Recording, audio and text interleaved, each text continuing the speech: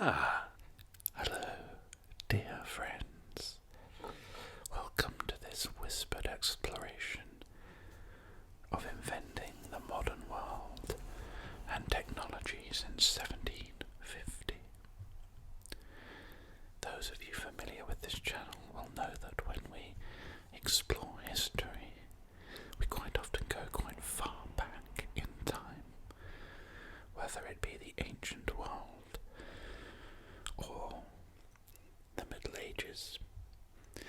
I thought it would be a lovely opportunity to explore more recent history, modern history, and understand a little bit more about the technology that defines the world we live in and how it came to be.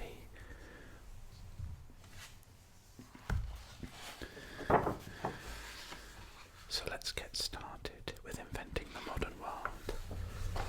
And we can see here in our contents we have inventing accuracy, manufacturing by machine and the industrial city, the age of the engineer, the second industrial revolution, the age of the mass defiant modernism, the age of the consumer, the age of ambivalence. Now, this book was first published in the year 2000, so it's now 24 years old. So don't expect to be seeing anything about artificial intelligence or anything like that. I would imagine we'll probably get through the first 2 chapters in today's video. Let's start off then with the concept of inventing accuracy. A quote here by Adolphe Blanqui from the History of Political Economy in Europe, 1837. While the French Revolution carried out its great experiments on a volcano, England began its own on the field of industry. Here is John Troughton's dividing engine. A bit of a close-up of it here. So, originally the scales of every scientific instrument had to be marked out or divided by highly skilled craftsmen. From the 1780s, the dividing engine could be used to produce the scales of instruments of moderate size mechanically. This was faster and more consistently accurate. So the story of technology was divided, as if by a meridian, by the Industrial Revolution. The term itself evokes images of violent discontinuity, describe changes in the late 18th and early 19th centuries, seen as causing a rapid and thorough transformation of economy and society. So whereas before people lived on farms and villages and market towns, there were factories and industrial towns. I do imagine what was it like living. I mean, I know what it was like must be incredible for people who may have been born in, say, 1930, 1940, and everything that they've seen develop in their lifetimes to the world of today may seem incredible. But also having lived in a society with agriculture and animals and husbandry, to suddenly have these skyscraping factories bellowing smoke into the air must have been even somewhat apocalyptic. A wonderful painting here. This is the Iron Bridge, which crosses the River Severn at Coalbrookdale in Shropshire, England. The first cast iron bridge in the world. The components were cast at the nearby Coalbrookdale foundry. Of course, nearby is also Telford, where the Iron Bridge Museum is, where a huge iron bridge exists. Some writers have downplayed the suddenness of change and the universality of its effects at the time, but few deny, however, that the developments of the period had a profound effect on subsequent history. It's best to think of the Industrial Revolution not so as a single event, but a decisive stage in an ongoing process which continues to this day. That is true. It must have been almost like a switch was turned and then suddenly we are off. We're off to the races. Here's James Brindley with a theodolite and the Barton aqueduct behind. He's carrying Brindley's Bridgewater Canal across the river. The arresting spectacle of water over water and boat over boat was one of the wonders of the day. So you have boats crossing a bridge here and boats crossing under it. The canal that was completed in 1776 went from the Duke of Bridgewater's collieries to Manchester, where coal prices were halved. By 1800, a generation before the railway, 2,000 miles of navigable waterways linked to Britain's major industrial districts. Here we are, the Temple to Science and Culture, the Royal Manchester Institution, designed by Charles Barry. It was later responsible for the Houses of Parliament. This was opened in 1829. Wealthy Mancunians viewed art and attended lectures about science. After the 1851 opening of Owens College, which became Manchester University, lectures declined, and later the building housed the Manchester City Art Gallery. I was going to say it looks very similar to the National Portrait Gallery that sits in Trafalgar Square in London.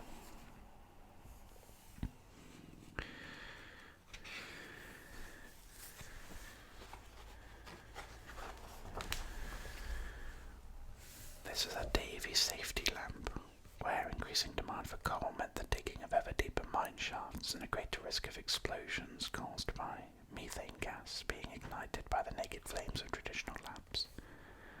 So the cores around the flame prevented the gas from exploding, and a charge in the length and colour of the flame provided early warning of fire damp. So the lamp came to symbolise not only the application of science to the problems of technology, but also technology in a humanitarian rather than a purely economic role. Yes, absolutely. Developing technology for the safety of human beings.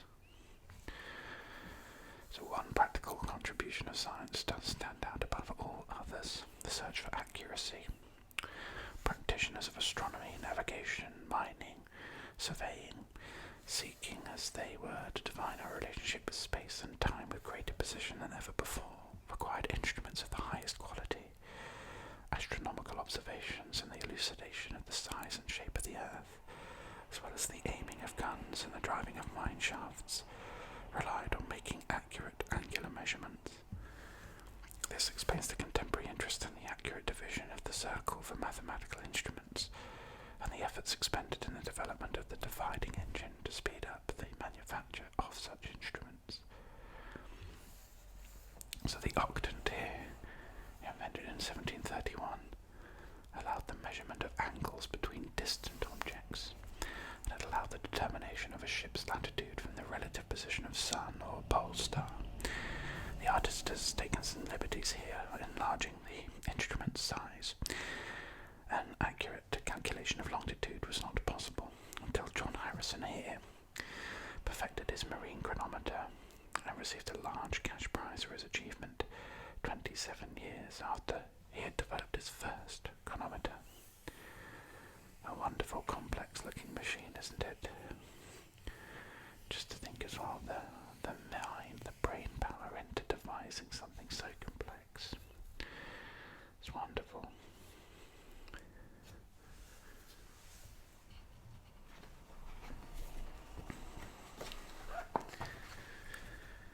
Mapping and measuring, of course, is an incredibly important part of understanding the world around us, and we definitely take it for granted today, don't we? But the rods used in 1784 here for the measurement of a baseline on Hounslow Heath near London, the first step in the Anglo-French project to establish the relative proportions of Greenwich and Paris. Cesson's rule here is a standard scale used to calibrate the equipment employed to measure the baseline on Hounslow Heath.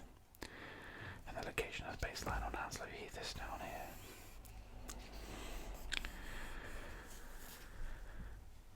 The drive to measure and define was applied onto both a large and a minute scale. After the French Revolution, the metre that was designed as 1/40,000,000th of the diameter of the Earth was established as a standard unit of wire length.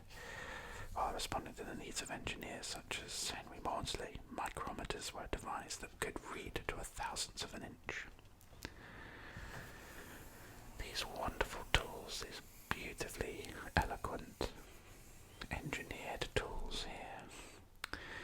I think there's something beautiful and stunning about how in today's technology we often seek to make technology as visible as possible, don't we? We make it smaller, more compact, seamless.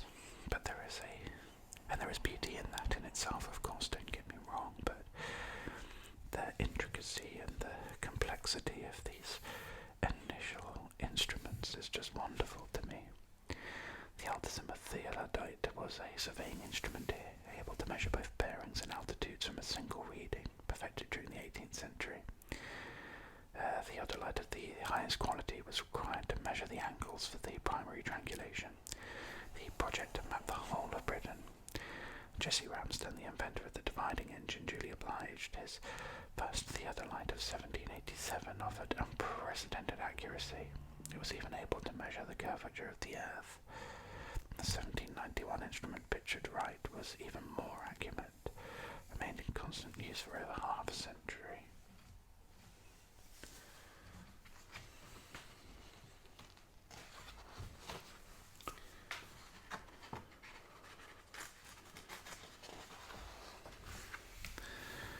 Whenever I think of the Industrial Revolution, my mind often goes to images like this, the mills and cotton works. So cotton was one of the most visually striking of the new industries, and huge mills appeared, often in rural locations like this. And the scale of the new spinning machinery was equally awesome. So the jacquard loom was introduced for use in the French silk industry in 1801, and it begins to appear in numbers in Britain in the 1820s, allowing for the automatic weaving of patterns into fabric, with the information recorded on punch cards using binary code, later modified to weave worsted and high-quality cottons. And of course the concept of punch cards was to find many uses elsewhere. Primitive computing. The pursuit of improvement paid great dividends as ever more precise machine tools allowed the construction of new machines of ever greater complexity. Unlike Leonardo da Vinci, whose visionary plans were doomed to remain on paper, practical inventors during the Industrial Revolution could reasonably expect to see their drawings turned into working machines.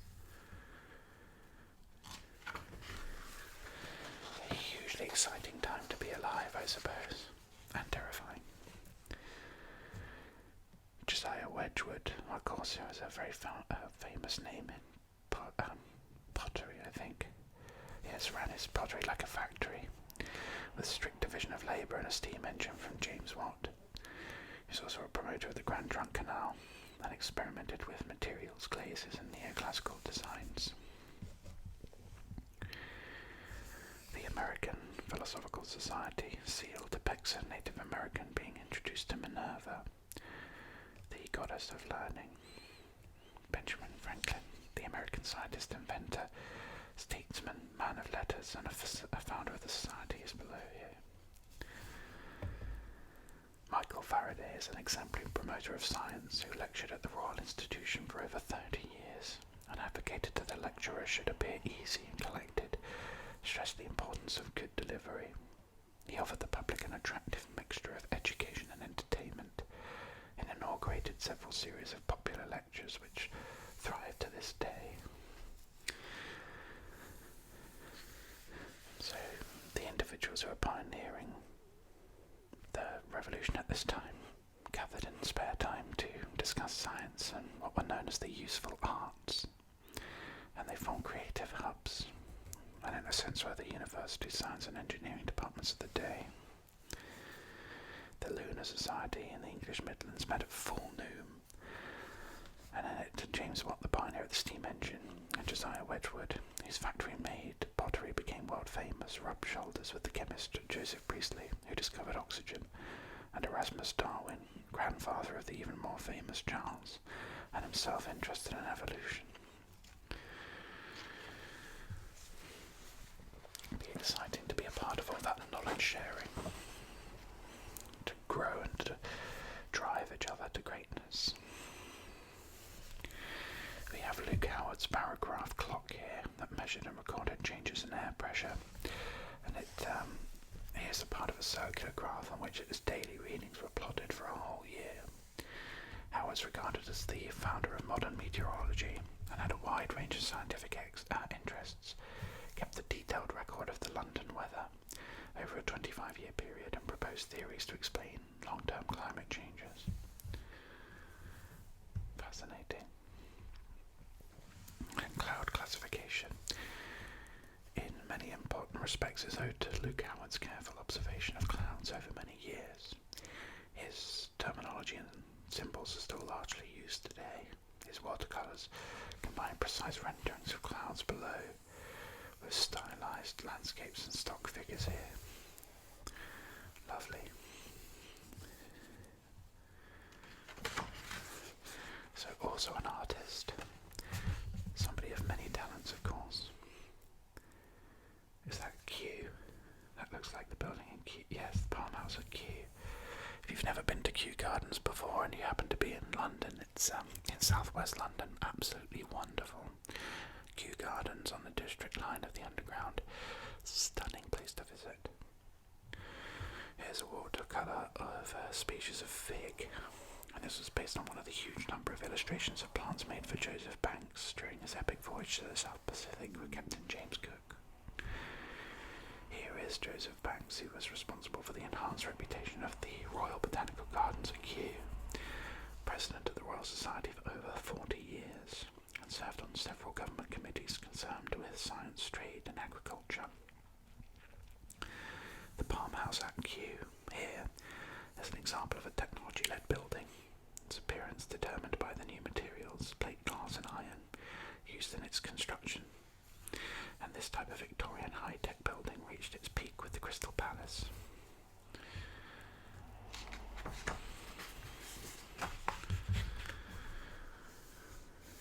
At the Royal Institution, Faraday conducted groundbreaking research in chemistry and physics, making crucial contributions to the study of electricity and magnetism, discovering the principle behind the electric motor, electric generator, and the transformer.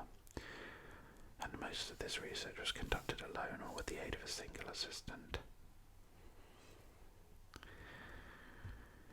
Technological ingenuity wasn't a British monopoly. By the time the last of the legal prohibitions was repealed in 1843, many countries were well on the way to establishing competitive manufacturing industries of their own. This was a protracted process, as the results achieved in Britain could not easily be replicated, where traditions, markets, natural resources and levels of prosperity were very different. Rapid progress occurred where skills were abundant, as in Belgium and Switzerland. The United States shared with Britain an obsession with progress and pragmatic improvement, and soon made its own effective contributions to manufacturing. Here's Seguin's locomotive of 1829, the first to be built in France, which is notable for its use of the multi-tubular boiler, which Mark Seguin had conceived independently of Robert Stephenson, who also introduced it into the workings of the rocket. This device radically increased the heating surface in contact with the water in the boiler. And at the University of Gießen in Germany, Justus Liebig, professor of chemistry from 1828, conducted research which established the relationship between chemistry and soil fertility, and pioneered the research training of student chemists. This picture depicts the many researchers from all over Europe and North America studying at the laboratory in 1840. Because at this time as well, if you had collections of individuals who are learning and trading together, it's a bit like, these groups of people are forming the society that we live in to this very day. And of course it could happen en masse as it was manufactured by machine, as the next chapter tells us. Thomas Carlyle, in Past and Present 1841, states, "Industrial work still under bondage to mammon. The irrational soul of it not yet awakened is a tragic spectacle. Men in the rapidest motion and self-motion, restless with convulsive energy, as if driven by galvanism, as if possessed by the devil."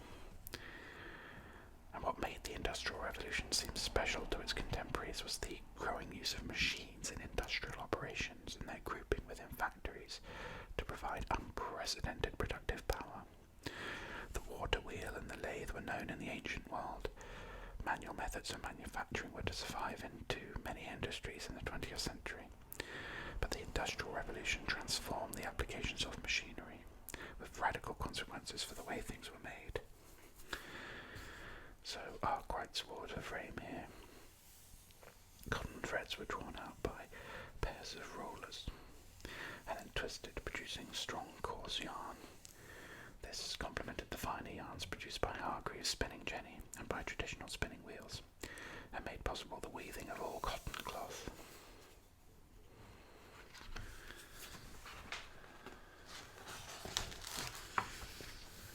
So the textile industry is one, of course, where mass production was huge, the first to change in a dramatic way that became typical of the new order.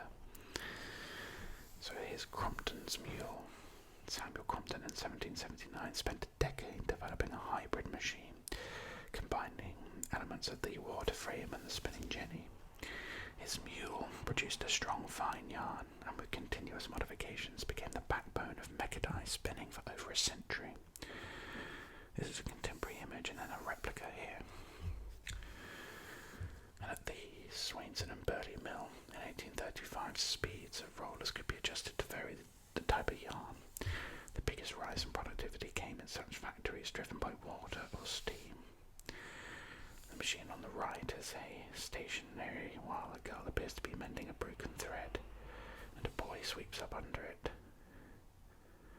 Of course, child labour rampant throughout the Industrial Revolution. Mechanised weaving proved more difficult to achieve than spinning. Although power looms had been invented as early as the 1780s, it took another 40 years before effective machines became available.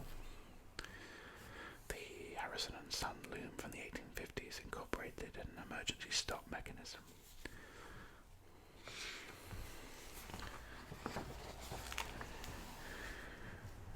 Coventry ribbons. So the change in the silk industry was more modest than in cottons and woolens, and traditional centres of production like Coventry and the Midlands retained their importance. A Coventry ribbon loom here, and ribbons made in Coventry. The large-scale production of cotton goods was one of the first features of the British Industrial Revolution to develop elsewhere. So in the United States, Lowell in Massachusetts emerged as the chief manufacturing centre. Here's a label used by the Merrimack Manufacturing Company. And at the Swainson and Burley mill in 1835, hand looms were still widely used. Such scenes would still have been far from typical at this time, and the man appears to have a broken drive belt in his hands. Of the many Indian textiles exported to the West during the 18th century, woolens from Kashmir were the most successful. Hand-woven and thus expensive, the shawls were eventually copied by European manufacturers using jacquard looms. Because Paisley in Scotland emerged as the leading centre of such production, the shawl and its design became generally known as Paisley. Beautiful fabrics, aren't they? Wonderfully intricate. And again, a testament to creativity and artistry. An early Bolton and Watt beam engine from 1776 here, used by the Birmingham Canal pumping station before being dismantled in 1905. The brick exposed here. So water power was still used where appropriate. The huge Luxley water wheel in the Isle of Man was built in 1854 to pump water out of the local lead mines. And portable steam engines, such as those introduced by Hensman and Sons, were used to drive threshing machines and even to plough fields. So using a system of cables to draw the plough, they were moved from field to field by horses. Stationary engines contributed to the expansion of industries based on agriculture, powering flour, sugar, oil and timber mills. So a kind of primitive tractor there. So apart from the textile industry, most machines and workers were located in small workshops, but the factory soon came to symbolise the machine age. To some, this represented progress. So for the advocates of industry, the factory was a hive of activity that could only improve the lot of society. And in 1835, the chemist Andrew Ure likened the factory system to a vast automaton in which individual elements acted in uninterrupted concert under the guidance of a central force. Others were less enthusiastic. For Thomas Carlyle, the mechanical age entailed spiritual, artistic, and moral poverty. Practical critiques voiced more immediate concerns, so to Friedrich Engels, the Manchester textile merchant and patron of Karl Marx, the relentless tedium of work in the textile mills stunted body and mind, and contributed to social tensions in the manufacturing districts. To Richard Osler, a Tory paternalist in Yorkshire, children in the factories were treated worse than slaves in the Caribbean. Sir Andrew Ure saw the perfect factory as an automaton, as we've said, in which humans were necessary only to ensure the smooth running of the machinery. Here's an illustration of it. I suppose if your mind thinks like a machine, you're probably quite happy with it, but if you think in very humanist terms, yes, it is pretty soul-crushing. So an engraving of William Darden's mill at Oban Hill in 1820 here. So even in this somewhat sanitised view of child workers, probably winding warp thread seems quite sinister to the modern eye. And many occupations required working in chronically unhealthy conditions, while others often involved acute danger. 350 miners were killed by an explosion at a colliery in Barnsley in northern England.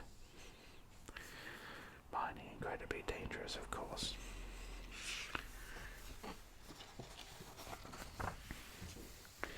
Here we have a scene of labour unrest. So in the new industries often erupted into violence, and riots were often met with force. 2 cotton mill workers were killed during riots in Preston and Lancashire in 1842, where soldiers backed up by top-hatted policemen fire on the mob after the mounted magistrates have read the Riot Act. In 1811, framework knitters in the English Midlands destroyed a number of machines. These Luddites are often seen as the classic example of hostility to new technology, but their stance owed much more to earlier traditions of protests. They targeted the assets of bad employers rather than the specific types of machine, and in contrast, cotton workers in Lancashire frequently damaged machines seen as threatening their livelihoods. Similarly, the English agricultural labourers who took part in the Captain Swing riots of 1830 set out to damage the threshing machines that reduced the amount of work in winter. King Lud, a caricature of the unidentified leader of the machine-breaking riots disguised as a woman. The term Luddites, of course, has been used to describe individuals, groups hostile to technological change, but the original followers of King Lud were responding to a much wider range of grievances.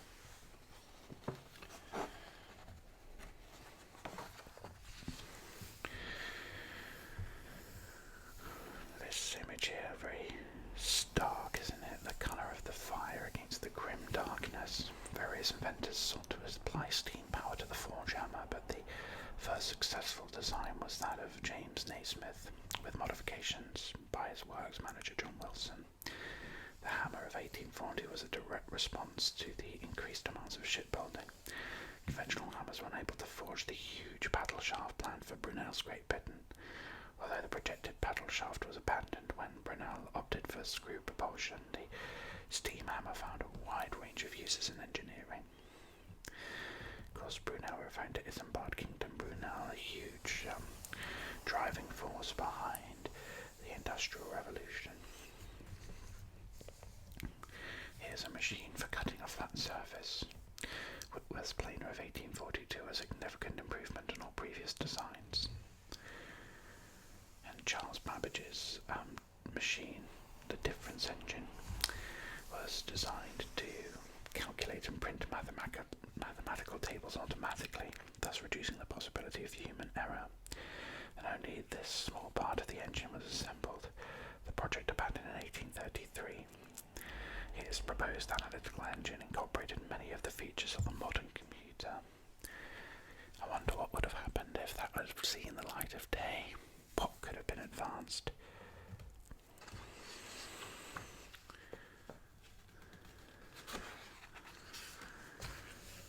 Here we have quite a famous painting. I've seen this before.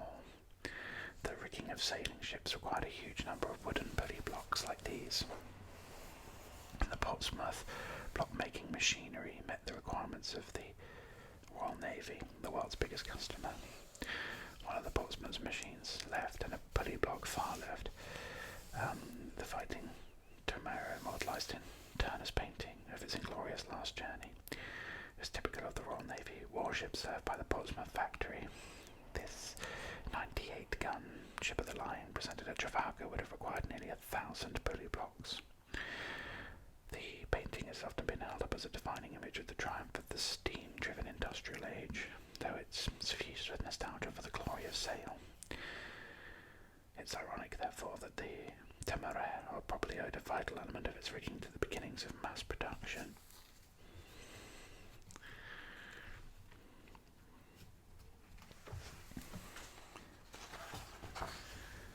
The Nash lathe here is a purpose-built barrel-turning lathe developed by the mechanic Sylvester Nash at the Springfield Armory in Massachusetts in 1817. Designed to produce the taper of a gun barrel but couldn't finish the flat oval shape at the butt end. In the Springfield area, 5 different barrel-turning lathes were developed at about the same time, and that of Thomas Blanchard would constitute the radical breakthrough. Change was slow in coming, so even with a comparatively simple mechanism such as a gun, the large number of parts involved provided a far bigger challenge than the manufacture of identical wooden blocks. Nevertheless, the continued government support, fundamental improvements were gradually adopted, and among advances at the Springfield Armory was the use of stricter gauging techniques where all components were measured against a master gauge. And meanwhile, at a private works at Harper's Ferry, John Hall used no fewer than 63 separate gauges to monitor the accuracy of components and invented the concept of the bearing point, a single reference point on the workpiece. And by designing all fixtures relative to the bearing point, Hall removed a major source of inaccuracies. American inventors devised new machine tools such as milling and grinding machines in the turret lathe, in which a succession of tools could be swung into place to carry out different operations on the workpiece. And this became the mainstay of engineering production for decades to come. Also at Springfield, Thomas Blanchard assembled gun-stock-making machinery, which became central to a sequence of 14 machines, virtually eliminating manual labour from much of the process of gun-making. Here in 1857, one of the American machines imported into Britain to re-equip the Royal Small Arms Factory at Enfield. Crucial that the barrel, lock and trigger assembly of the rifle made at Enfield should be fixed to the wooden stock in the right relationship to each other. The purpose of this machine was to form the recess in the stock into which the lock would fit. So of course we have versions of the Springfield and Enfield rifles that would have taken a bit of a forefront in the First World War, Second World War. And then we're going to cast our net further out into the industrial city, where we'll have a look at again how society is laid out amongst this rising industrial empire. It's a fascinating start to this exploration of technology, and I look forward to having you join me next time. But until then,